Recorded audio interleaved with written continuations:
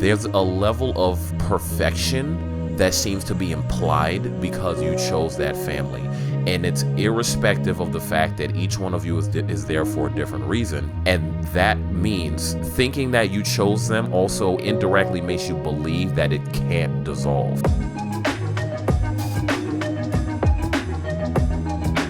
Welcome to the Day Chaser podcast. I'm Charles. And I'm Alex. Today, we're talking about Cowboy Bebop. Cowboy Bebop it's my favorite anime of all time, but it's, I think, our at least favorite anime of the 90s. And the theme of found family in it is so strong because found family stuff is great. Like Guardians of the Galaxy, it's yay, we found the family. But not a lot of things show you the family and then also show you its destruction. And let's dig into that, shall we? Yeah, let's dive into that. Do you think it's possible to even create a found family with people who are running from being connected to anybody? Because that's what they're all doing. I think it is very possible. I also agree that is what they're all doing. Even Ed, who might not even know she's doing that, I think is there's kind of a tentative nature there. Yeah. I think it is possible, but it makes the family way more fragile because, like I said, you find the family and everyone goes, "Oh, isn't this a great found family we have?" And then you ideally keep it for a long, long time. But if you have a found family that is based on the fact that you all are loners who just started to orbit around each other, that is in some ways kind of a beautiful, organic way to have a found family. But like I said, it also makes it more, it doesn't make it invalid as a found family, but it makes it like, you guys better have a talk that y'all became a found family right away. Otherwise, you're going to start drifting or even implode. So it just makes it more risky. I don't know if this was on purpose for the show, but the fact that it takes place in outer space among planets that are literally orbiting each other without quite connecting, that feels symbolic and like a symbolic parallel to what the characters are doing to each other. You know what I just put together? Yeah. Literally, I've been watching this show since I was in high school. I just had this thought right now. Yeah. A big part of Bebop is the hyperspace drives. Yes. What's everyone doing? Running away from their problems very quickly. Yeah. I've been watching the show since I was 16. Yeah, and the hyperspace drives are like, how do we get as far away from and as close to the thing we want as fast as possible? Can I go through a toll that is so quick I will forget my ex-girlfriend? Can I do that?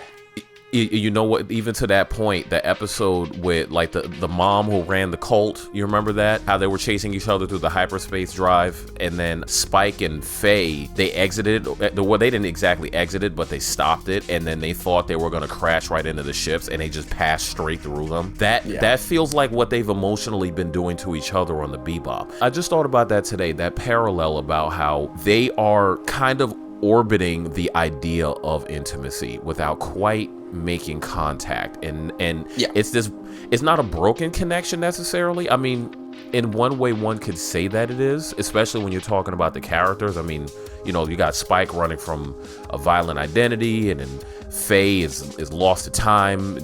Jet is he's haunted by being betrayed as a cop, and then Ed can't quite connect to anybody because she just can't. She has the developmental issues of it. As we watch these people struggle to connect with each other through space, they're literally drifting around each other like the planets they're drifting in between. Yeah, I mean, the first thing we see in the pilot episode when they're just going about their day, Spike's doing his Bruce Lee warm up, and Jet's cooking.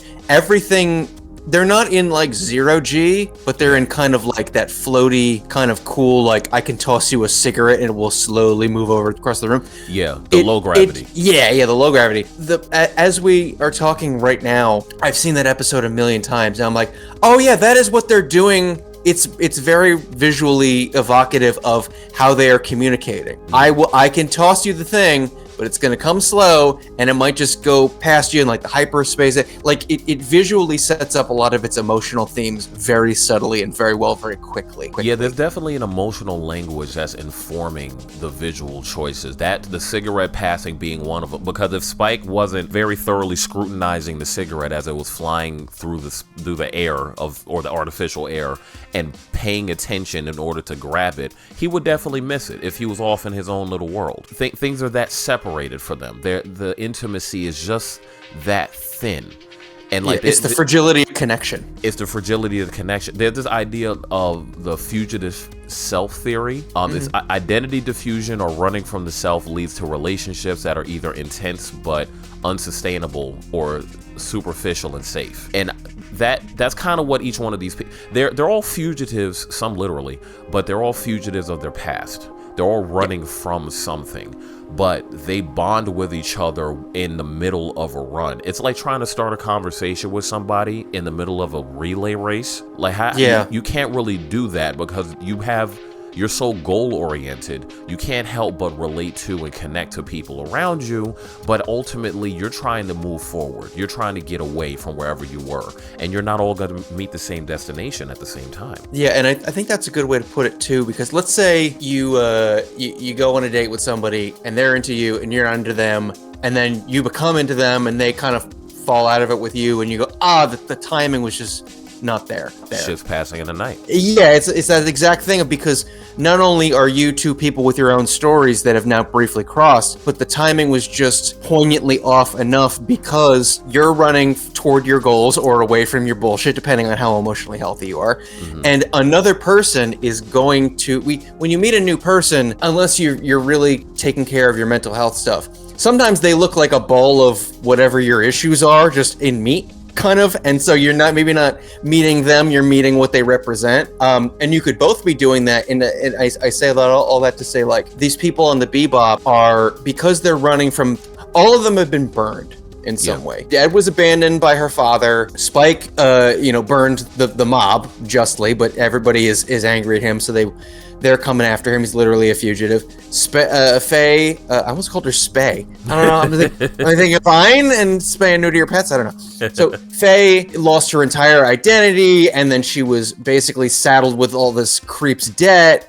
And Jet, was burned by the corruption, and everyone is just these balls of trauma that are kind of, like I said, orbiting the gravity of each other, but they're all kind of looking at each other with this sort of hairy eyeball, like, are they going to hurt me? When are they going to hurt me? Because they're all deeply, to varying degrees, traumatized, particularly Spike, which is why, like, I am a big fan of the theory of Spike is like, yeah, I'm so fucking cool and I don't give a shit. No, that is a ball of PTSD that distrusts any meaningful connection around him. He's developed in a kind of avoidant attachment style or disorganized attachment style because he's frankly afraid of experiencing intimacy again. And so are all of them, because while they're all very different and they all had different reasons to be afraid of it, they all have a negative association with it. And the Bebop ship has become a liminal space as they're trying their best to avoid people in general, but they become trauma bonded on this ship. That's kind of like, it's almost like a confessional in a church. Like, they can't help but notice and relate to the fact that they each are in pain and they're bonding with each other through pain, which is why the ship kind of becomes its own home, although I believe that home is very involuntary. It is very involuntary. Yeah, like what are your thoughts on that? So I think it is definitely home. I think Jet is very on board with the idea of everybody is a home. I don't think any of them would say, like I said, they wouldn't say, we got a nice found family here. I think they're all thinking like, this is temporary. This maybe isn't anything that I'm going to be with forever, but they're all, by virtue of the fact that they're all kind of the same kind of loner, they've started to snowball with each other. And I think it's interesting to me that on the one hand, they're all oblivious to it. Maybe Jet a little less so because he's literally ironing and cooking for them, but I don't think even he would say it out loud, especially if it came to Faye because she's stolen so much money from him at various points. Well, Jet is the most okay with Jet wants the intimacy. He just lost it and is afraid to pursue it with people who already seem like they also don't want it. Cause that's what he was facing when he had to deal with his wife. He was dealing with someone that relayed the idea that she did not want what Jet wanted to do give. And then when he went to revisit her in the series, that was unfortunately confirmed. And she made it very clear she does not want to be intimate with Jet, because something about being with Jet and having his intimacy, having his love, she felt was like an existential thing for her. It became this crisis for her. Yeah, he seemed like a shitty boyfriend. But so all that to say, it struck me now, the fact that these people would, if you asked each of them individually, they probably would be like, yeah, like it's whatever it is. They're my roommates. They're eating all the food. Like they wouldn't say any of this stuff out loud about them having a bond. No. But they fell into a bond because I think on some level, each of them in their own different way and to their own varying degree are actually kind of empathetic people. Yeah. Faye doesn't want you to think she's empathetic. If Spike's attachment style is avoidant, she's like defiant. I don't know if that's an attachment style, but she's the like daring you to come chase her. She would be the disorganized style because, like you said, she dares you to chase her because her sense of self is so broken because she doesn't remember her past, first of all. Second of all, the new life she tried to create had been traumatized by this guy that left her with all this debt. So now her associations with any kind of relationship are super immature because we're like the person that she was basically got erased by her amnesia. So she's like has 3 different ages. Like her body is in her 20s. The chronology of how long her body's been alive is what, in her 60s? I think she's in her 70s. Yeah, like in her 70s. But then emotionally and psychologically, she's basically a preteen, maybe teenage girl that doesn't quite know how to receive, accept, or express the correct kind of intimacy with another human being. Well, all of them are terrible at emotional vulnerability. I do think it's kind of a fun read that the fact that they orbited toward each other at all and kind of couldn't separate, even though they were literally trying. And then obviously the entropy gets too much by the end because Spike goes off and they're having a fight. But for a while, they're all like, grumbling about it, but they're all kind of happy together or happy enough, or like that. It strikes me as, like I said, that they actually all have some level of emotional intelligence that none of them realize or can really make use of, because while they're all dysfunctional and while they're all fucked up and they're all raw nerves, those raw nerves orbited around each other and kind of got stuck together in the healthiest way any of these characters have been attached to anyone in the entirety that we see them. So while I would not argue that their relationship is completely healthy, I would argue that this is the kind of trauma bonding that's either they're partly bonded because of their trauma, but also bonded in spite of their trauma. They're all chasing their wounds, but also they liked each other so much they kind of couldn't help but sort of fall into the same orbit. Because home is just a system. That's really all it is. It's a system that humans are sharing. And Bebop proves that system can be incredibly involuntary. You can even see it in the tiny habits or the tiny moments of safety. Like the fact that Faye feels safe enough. Safety is a good way to put it. Yes, the fact that Faye feels safe enough to take a shower there and hang out on the couch in a towel while Ed is painting her toenails. The fact that Spike feels safe enough to practice his fake Jeet Kune Do, his camera Jeet Kune Do. It is fake. It is camera Jeet Kune Do. By the way, listeners, we do real Jeet Kune Do, and it's awesome, but it does not read on camera. We get why they can never do it. Even Bruce didn't do it, but it's awesome. We're not arguing that it is. We're not saying it isn't dope, but the it's not JKD. Right. The fact that he'll feel safe enough to practice in his room. The fact that Jet feels safe enough to cook and also complain about cooking. The fact that Ed feels safe enough to fall asleep in the anti-gravity well that's in the middle of the ship with Ein. Those are habits that only form under conditions where you feel safe enough to be still and at peace. You only find things like that in a home situation. And yes, I don't think they were really looking for a home. I don't honestly think they thought there was a home for any of them in the universe that they were in because of all of their relative conditions. But they made one by accident. And exactly. None of them, I don't think any of them are really okay with that. And could not agree more. That's really sad because that's why I think the idea of a found family is kind of being mourned in this show. It's not, I mean, maybe it is being celebrated. I don't know. It feels like it's both. There's mourning what could have been, and there's mourning what was. And I think Bebop is kind of both, because in those moments where everybody feels safe and Ed, anything but blue, painting my tone, and just Yeah. big sister type of, hey, you're blocking the TV. Well, let's all make it. Remember, they're gonna watch Face tape and they're making fucking popcorn and stuff. They're acting like a family, a dysfunctional one, but a family. Yeah, or like when you said in one of our conversations, they start talking about the money, but they do it in a very familiar way. Yeah, it becomes our money as opposed to my money, your money. These little subtle ways they start acting like a unit. And they become enmeshed with each other. Like, we talk about enmeshment like, Mikasa's obsessed with Eren in a way that destroys her identity. I would argue enmeshment here works as kind of like they fell into safety. None of them will admit it, and none of them are thrilled about it, but you don't fall asleep around people that you fully distrust. I don't, unless you're a psychopath. I saw somebody once sleep in the back of an open mic, and I was like, that is the confidence of a person with a broken brain, because I could not sleep around any of you freaks, even though I like half of you.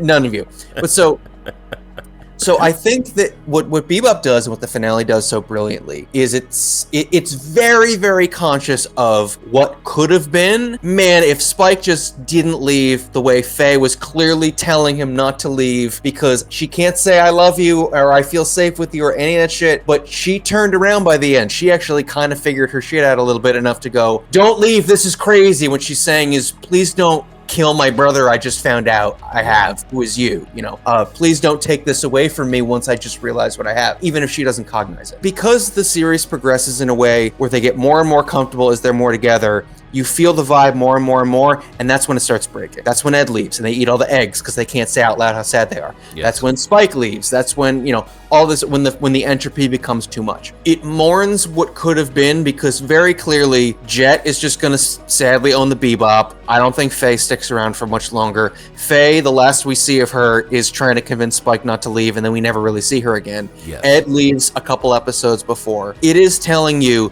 if these people could have just handled their shit a bit better, or a lot better, this found family could have made it. Julia's gone, dude. She's gone, and she was just one person, and it's not worth it going back and taking out this guy unless you feel like if you let him live, he will kill more people, and that's on you. That's a whole other Western trope thing. But point being, you just went, oh, peace, and they're just going, don't you realize what we have, basically? And part of me thinks Spike left because he also realized it, and he's got to go toward the fantasy relationship, because he's all about the romanticizing and the chasing as opposed to the sitting with the real bond, which is his tragedy, partly. So it's saying, man, look at what could have been. Part of what makes it so sad is those little moments of safety that are so fresh in my mind because it's such a short series. If I'm binging this series, if I watch 2 episodes a day, I just watched y'all watch TV and make snacks yesterday. And look what could happen. It all came together so fast and was destroyed so fast. So I would say that it celebrates found family, but it is a cautionary tale about losing found family by not appreciating it. So it's really both, but I think mourning is probably the best way to describe it. Because when you go to a funeral, you're mourning someone's death, but you're also saying we all got to love this person. Yes. It is inextricable from the mourning is the celebration. Yeah, of course. Have you been a part of found families in your life? Oh yeah, I my best friend from college. I'm the godfather to his son, so the family has full on adopted me.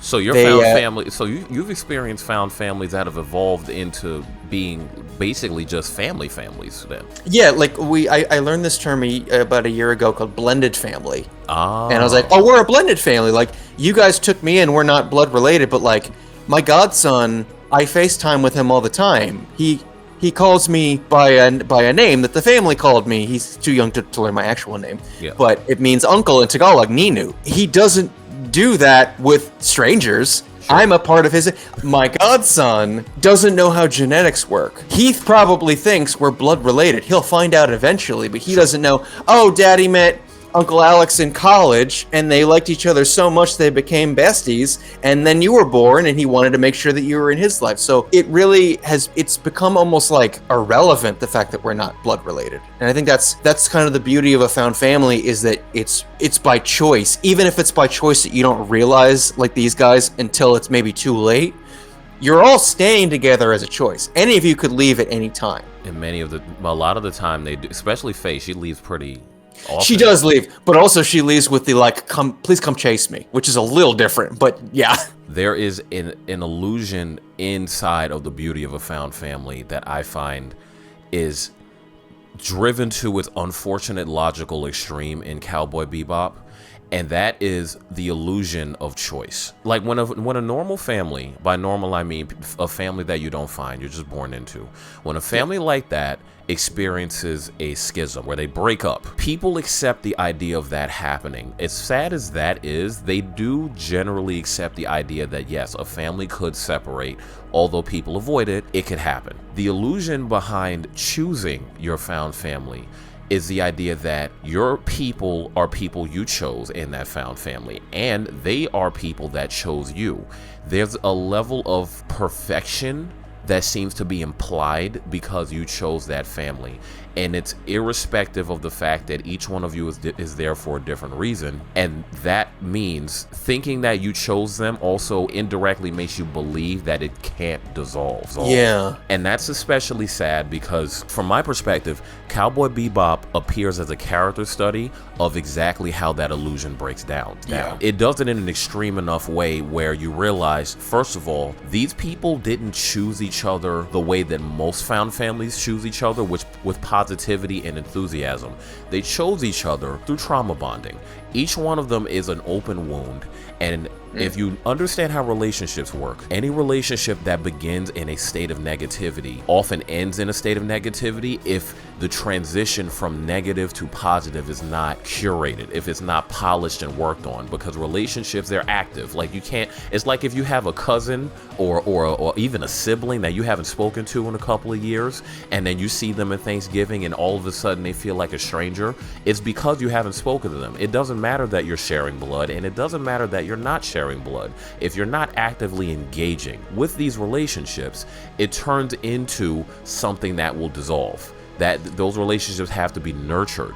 And in Bebop, the very core of the conflict was not wanting to nurture relationships, not wanting to engage in the intimacy required to keep a relationship strong, because all of their attempts failed over and over again. Even Ed, to a certain degree, her attempt to, well, she never learned to nurture a relationship because her chances on how to learn was robbed from her based on her father abandoning her. And she couldn't even recognize when she met her dad again later in life that this man was somebody that abandoned her at a very vulnerable developmental stage. So when the Bebop finally met that index, that axis, where, or that cross section rather, where Faye no longer wanted to leave, she wanted to stay. She fought to keep Spike in place, where Jet was becoming at peace with the people on the ship. Right around that time where all of them were becoming okay with becoming connected and intimate, then the fear set in, the anxiety set in. That's when Spike needed to leave to fight Vicious. That's when Ed felt like she needed to leave because her brain basically could not process the intimacy she was being exposed to. So she left in order to find something more familiar. Even Faye, she wanted to tell Spike not to leave her. She couldn't say the quiet part out loud. All she could do was shoot at a wall. Because she was so emotionally, I wouldn't even say emotionally constipated. They were all emotionally ill-equipped to accept the very tool that is necessary to give them what they needed, which was a family. They didn't know how to be intimate. They didn't know how to accept it. And they're an entire group of people who are pathologically incapable of saying the quiet part out loud. Yes. None of them can just go, hey, we all know what we're doing here, right? I just made a plate of nachos and we're watching a movie. This feels like a safety situation, but none of them can say it because none of them can admit it. I would argue that Ed, I don't know, I think there is some truth to the fact that it's maybe a fool's errand to go after her father.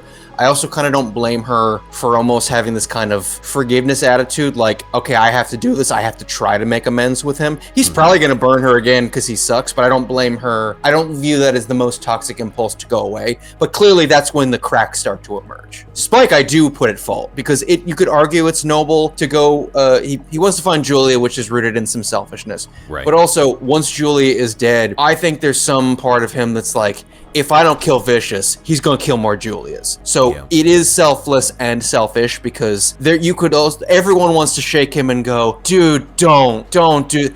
you go back to crime wins. Like, there's going to be someone else will take out Vicious, you don't have to go. But I think it's interesting the way you were saying about how you have to nurture relationships, even if they're blood. Almost like every relationship is like it's like a marriage. You are related because you have said, we are married, we love each other. It's like a romantic relationship. But if you don't put in the work, you will become strangers, either by breaking up or just by going, I don't know who the fuck you are anymore, because neither of you is, or only one of you has put in the work. None of them can do the work. None of them can even start to articulate the work that would need to be done, because they're all just too twitchy and damaged and in their own space, and frankly a little too egotistical, all of them. But you just want to sit them all, you want to lock the other rooms in the Bebop and go, you know how you're all having a great time right now? Let's have a talk about that. Let's talk. They're an entire spaceship crew of people who can't just have a talk. And that is ultimately, it sounds silly, but that's kind of what ends them. They don't all die, but they all lose each other. They all drift. We don't know what happens to Faye and Jet. I can't imagine that stuck around for much longer. Well, it's that avoidance that really is poisoning. It's that toxic avoidance. It's like if you were to observe someone talk about their negative relationship with their parents. I have that. You have that. Plenty of our listeners, I'm sure, have that. So many of those relationships, I'm sure, they have inklings of the idea of toxic avoidance, where people who just don't want to be intimate with their child's life. Like they say that Jet is the dad of the Bebop. Well, in a way, he kind of was avoiding chasing after Spike when he went to face Vicious. Faye was the only other person in that room with Spike. Jet didn't go in there. He just didn't. He kind of avoided what was needed to get Spike to stop, because he knew what Spike was about to do. Spike treats those people like he's on borrowed time anyway. He responds to them like every single one of them is like some kind of angel crossing his path in the afterlife, and he was supposed to die a long time ago. They're all hallucinated fever dreams, which also speaks, I think, to his selfishness a little bit, where it's like, well, if you treat everyone almost like they're not real and everything is borrowed time, you get a whole lot more license to just do whatever the fuck you want. Yes. Which is not okay. No, it's not maybe evil, but it's not cool. The temperature's rising. What? Are you for real? We can't live without them. Yeah, it's not okay. And that kind of toxic avoidance, it leads to I guess the best way to put it is intimacy is a window that people open and close. If you miss your chance to pass through that window or to peer inside that window, then it's just that, you miss your chance. So the next time you want to be vulnerable or have intimacy or experience a deeper connection with a person, if they don't show up, or if they're not ready, or if you're asynchronously vulnerable, you will not ever quite meet that requirement for relationships. You'll never meet that connection. Yeah. That's why I bring up the parent thing between Jet and Spike. Yes, in the beginning they felt like brothers, but sometimes if Jet is not avoidant of intimacy, but he's definitely avoidant of trying to open that window with anyone else, given what happened to him the last time he tried to do it. Spike is 100% avoidant of it, which he does the whole too cool for school thing. Yes, that's based on an actor who, that was his whole gimmick. In the plot of Bebop, it served the thematic purpose. Faye, of course, she got a bad attitude. I mean, we're talking about a woman who's willing to pull out a machine gun in the middle of a shop just to prove a point. Like that, I don't know what could be more avoidant of connection than that. And then Ed, she avoids because she can't help but to. The only person who's not avoiding intimacy is Ein, and he can't speak because he's a dog. Yes, he's a data dog, but they didn't remember by the end, so it didn't matter. Yeah, he kind of is the sort of like in the flesh, quiet part out loud, is the dog. Yes, he is the personification of the quiet part out loud, because he is the most quiet part of the Bebop. It's interesting that you bring up Jet in there, because I had always thought like Jet was, Jet's the one who's actually trying, and you just kind of reframed it for me very well in that they have a talk that's about that, what happened to the cat, and then his wife died. I don't remember what, the cat dies or whatever. Yeah. And they both know what's going to happen. Jet does not know the extent of what's going to happen in terms of what is Spike's past, because he's like, I don't want to know that shit. Yeah. But he knows, like, you're going to go out and do something stupid, and you're probably not coming home. While we can say that Jet is probably the closest to emotionally vulnerable in terms of the ones that, are the adults that are talking. Yes. He still isn't quite enough, because he still lets them go without, like, Faye's the only one that tries to stop him. Yes. Jet is like, has this kind of like, do what you gotta do don't do anything I wouldn't do kind of an attitude. But like, he doesn't go as much as he is maybe the one who is emotionally healthiest and the closest to dad, and the one who's literally ironing shirts and making bell peppers and beef and kind of providing this sort of, the closest thing to like a foundation for the found family. It's literally his ship that they're all chilling out on. Yes. He doesn't make any kind of overtures to try to stop Spike. And so I can go, yeah, he's the closest to emotionally healthy all I want. He still isn't enough when it really counted, because he didn't go, buddy, we're not just roommates. You get that, right? You shouldn't go do this. Faye can't even say it, but she tries to do something. Jet kind of becomes passive, and that I think is his sort of like you said, the window didn't open enough or didn't open at the right time. Maybe he thought this guy's never gonna open a window. All I can do is wish him well or whatever. But Faye is actually like, I just figured out how to open the window. Please open your window. And she's like clawing at his windows because it's so tragic. Like, you can do all the mental health work you want, and you can be on top of your shit as a person. Even if you've had trauma, you can work through it. If you have feelings for, or you want to build a life with someone and they can't or won't or don't want to do that work, all of that is going to be for naught. Even if you go, but maybe, it's just not. They have to do the work. You can't ride a tandem bicycle alone. It has to be two people, or you are literally not doing the thing.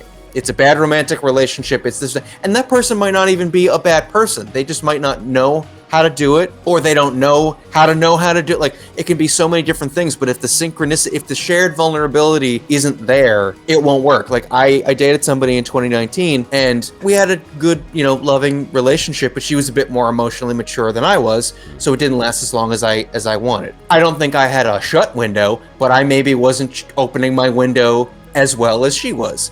And I recently reconnected with her, and one of the things I said to break the silence was, I grew a lot because you showed up for me with your whole heart. Those are my words. And I think that is a beautiful thing to do for someone, especially someone who's maybe got a rockier past with this kind of thing than that person has. But also just, that's how it invites the other person to try to step up their emotional well-being game, because someone is showing up for them. But if they don't do it well enough, even if they're trying, then they just, the price of that is you lose the relationship. It might not end acrimoniously, but it will end because it cannot function to that other person's, to what they deserve. And I think it's a bunch of people who are all kind of trying, but fumbling, or some of them are not even really trying, but it's opening against their will. It's not going to work. And you can be a found family all you want, but if all of you aren't trying to open your windows, you're going to get slammed in the face. You mentioned something really interesting, the tandem bikes. And then you also said a little bit after that, you mentioned just not knowing how. If you took that same metaphor and put all of these guys on one tandem bike, and you found out that one of them doesn't quite know how to lead the bike because one of their eyes is fake, the other one doesn't know how to lead the bike because one of them keeps getting into fights with people on other bikes and they got to keep replacing the wheels. The other one of them's a dog and his legs are too stubby to get the pedals. It's adorable, but it's not functional at all. Yeah, one of them doesn't know how to ride a bike at all. One of them has never seen a bike before. It reminds me of the idea of PTSD, like complex PTSD. There's an idea of peace as a foreign language, where if you put somebody who has dealt with a horrific amount of suffering, complex PTSD being the most optimal medical way to describe it, and you put them in front of somebody who is not anything like what their nervous system has gotten used to, i.e. an abusive person. You take someone who's suffered years and years of abuse and put them in front of someone who is not abusive, that person seems foreign and thus unknown and thus terrifying. And all of these characters treat each other like these foreign entities that they're all waiting for the other shoe to drop, and it just won't drop, and they can't get their minds around that. They're not cowardly people. They're not shying away from the fight, but the problem is their emotional language is always expecting a fight, always having a moment where there is no peace, and then they become each other's peace by accident. And that is such a foreign place for them to be emotionally. They don't really know what to do with each other and when that happens, things just get too real. And I think that's why Faye, first of all, that's why Faye leaves so often, but I think that's why everybody leaves in the first place, because they don't know how to emotionally process that. That's a serious nervous system miscommunication or a lack of compatibility with the kind of world that they're used to living in. They're becoming better than the world that they've known for each other, fully by accident. Yes, I think they're all waiting for the other shoe to drop, and when you are a person who waits for the shoe to drop, sometimes you start dropping your own shoe because it just feels comfortable. Yes. You're just like that's why Faye leaves, because she's like, well, they're gonna chase me away anyway, I might as well control why. It's like they say people become comedians to control why people laugh at them. It's like, it feels like a narrative power. But I think also there's another thing in here, which is, while they're all kind of like, so this is going to blow up at any second, I'm going to have to bail, so they start bailing or start being avoidant. There's also, I think, a phenomenon, I don't know if the exact wording for it, but where people who've been through traumatic relationships, they seek them out because when they meet someone who's got their shit together, either they start to go, okay, but when's the trauma coming? Or the person is so put together that it does not excite their brain because love does not feel earned. And they get bored. So they get bored, and they might not even, and people can work through this. Some people don't, some people do. They feel like they're the button that says love in their brain, they have not scratched off the marker that says love where it really says pain. Yes. Because they think that's the button that's their attachment button, but really it's abuse, or it's trauma, or it's toxicity, something. I think no better is this explained than in how Spike reacts, because he has idealized Julia, a woman who he's probably spent, I don't know, a couple months with, had an affair with, and then made a pact to run away, which she did not follow him on. Mm-hmm. And then spends he's kind of got the so you and I today were watching A Complete Unknown, the Bob Dylan movie, and there's another Bob Dylan movie called I'm Not There, and you went, is that movie called I'm Not There because everyone talking to Bob Dylan has to know he's not really in the room with them? And I went, yes. So there's also a lot to say that, like, Spike has one eye literally on Julia at all times. Yes. And the reason why he's so obsessed with Julia is because he felt very happy and safe with her, which is good, but he has romanticized this because he can never get it. And because the fact that he went through so much pain and toxicity, he is kind of reverse engineered in his mind the flip version of that, which is, she will save me. She is the purity. She is the only reason to live in this Yakuza chaos that I got through, that I literally bled for, that I killed for. But the reason why that is so enticing to him when he's not around her, like they say, you're most in love when the person you're in love with isn't in the room. Because your mind can fantasize without reality of the person being there. So he's running toward this fictionalized, idealized, no, this will make me happy. Yeah. And not only is that an impulse to run away, to be avoidant, it also, I think, makes him hesitant and reluctant to, when he is faced with the real grounded found family, it either doesn't excite him or it freaks him out, or both, that he's always kind of like, okay, but I should like leave soon. And it's like, no, you should stay. You're all so cute together. Yes. But he's using all of that essentially to justify why he shouldn't be with these people forever, that he should be with for much longer. And that's part of the tragedy, is he really creates his own downfall in a lot of ways. I think we need to revisit that show. Like, just all of us in society who are fans of anime, we need to revisit that show and really absorb some of the stuff that it has to say, because if you're in a family unit right now and you're possibly feeling isolated just off of the idea that you have a pain that's being unresolved, take a look at Bebop and learn from them in reverse. Don't do what they did. Don't continue. Cautionary tale. It's a cautionary tale, exactly. Make sure if you find yourself in need of a connection, don't run from the connection. And if you find that you have a habit of running from these connections, evaluate that. Get some help toward that, because sometimes the strongest things that you can do is just talking to somebody else. Just connecting to them. Ultimately, we're all humans. We're a pack animal. We need that intimacy. We need to feel like we're truly together and connected as much as we can. There's a line in Merrily We Roll Along, the Stephen Sondheim musical. He goes, friendship is like a garden. You have to tend it and water it and care for it, or you will lose it. And I think that's true for any relationship. Just some of them are easier to lose because you found them. And and that comes with, I think, a beautiful, like, I'm glad that the stars aligned that I could find people who care about me, but also it means you have to work even harder to maintain that, because if you're not blood, There's no baseline given. Well, I have to talk to because no. It's a constant. Its beauty and its fragility is in the you have to re-up that choice every interaction. Not right. Every interaction has to be crazy spectacular, but it all has to be loving or working toward being healthy, because any one of you can just go fuck this at any point, which almost makes it a healthier family because you're not stuck with toxic ties if it becomes toxic. But point being, if you're in a found family and it is good, work your hardest to keep it good, because you deserve to have it, and the other people probably would tell you that to your face if you said, hey, I feel like we're a found family. There's a good chance they'd be like, hell yeah, let's make some nachos and watch Faye's little past cheerleader video. I don't know why we have a copy, but we're making nachos anyway. It's that bell peppers and beef. Bell peppers and beef. If you got to find a way to get that beef in that stew, find a way to do it. Otherwise, it's going to dissolve. You're not going to have a full meal.